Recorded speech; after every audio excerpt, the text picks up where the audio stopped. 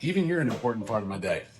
Whether you've ever realized that somebody who only gets a small piece of your day still has a bigger impact on you than they probably know, or you've got the kind of people in your life who make the routine feel less routine. Thanks for finding me on Coffee with Dubs, because today we're talking about the people who may not be in the center of our lives, but still keep us from feeling like we're all running in the same loop every day. Good morning and welcome back to Coffee with Dubs. There are obviously people in my life who are constant. I talk to my parents every day, I talk to my wife every day.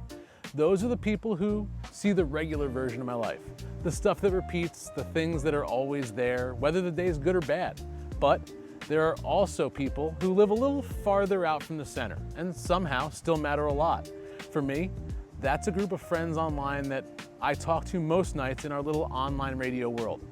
Those conversations are completely different from the ones I have at home, and I think that's the difference that matters more than I really used to realize. We don't always agree. Sometimes there's controversy. Sometimes someone gets fired up, and every once in a while, someone basically tells you to shut the fuck up. Weirdly enough, I kind of appreciate that because it keeps your brain moving. There's something about talking to people who don't know every part of your routine that gives you a different kind of conversation.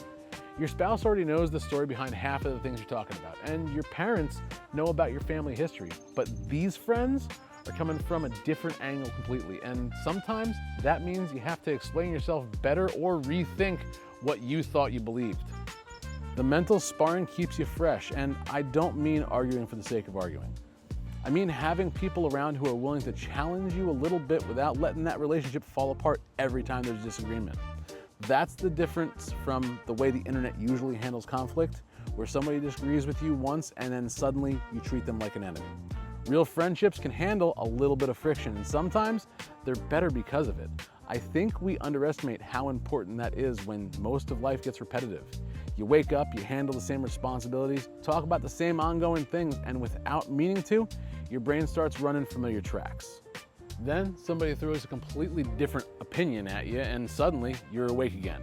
That doesn't mean people closest to you are boring, it just means that familiarity creates its own rhythm, and I think we need people who interrupt that rhythm every once in a while. It's part of why online friendships can be so strange and so useful. These are the people I might not physically see, but they still become a part of my emotional landscape every day. You log in, you hear somebody's voice, and suddenly you're in a conversation you never would have had sitting in your living room. Sometimes it's serious, sometimes it's absolutely stupid, but either way, it pulls you out of your own head for a while. That matters more than I think we give it credit for. There's this idea that the most important relationships in your life have to be the deepest ones. I don't know if I believe that anymore. Some people matter just because they know everything about you, and some matter because they only know one corner of you and somehow give that corner more room to breathe. I think that's why these friendships matter so much for me.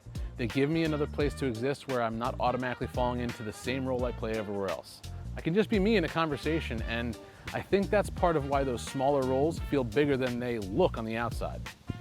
A person doesn't have to be a part of every area of your life to have an effect on you. Sometimes they just have to be part of the right area, and the right conversation at the right time can change an entire feel of a night. It could take the edge off a stressful day without anybody even realizing that that's what they did. We talk a lot about support systems like they have to look organized or intentional, but half the time support is much simpler than that. It can be the people who make you laugh when you were irritated 5 minutes earlier, or the person who challenges your opinion enough that you stop looping through the same thought.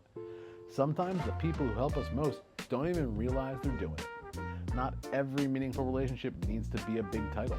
Some people are just there in the right way, and I think that's why I've started looking at these smaller connections differently. They're not lesser relationships because they don't occupy the biggest part of my life. They serve a different purpose. They remind me that life has more than one room in it, and sometimes all it takes is stepping into another one while you remember that. So thanks for joining me on another Pour of Coffee with Dubs. I think some of the people who matter most aren't always the ones we spend the most time with. Sometimes they're the ones who help us break the loop. So, until next time, don't underestimate the people who give your brain somewhere different to go. Now, it's time to prepare my next statement for the radio. I'm out of here.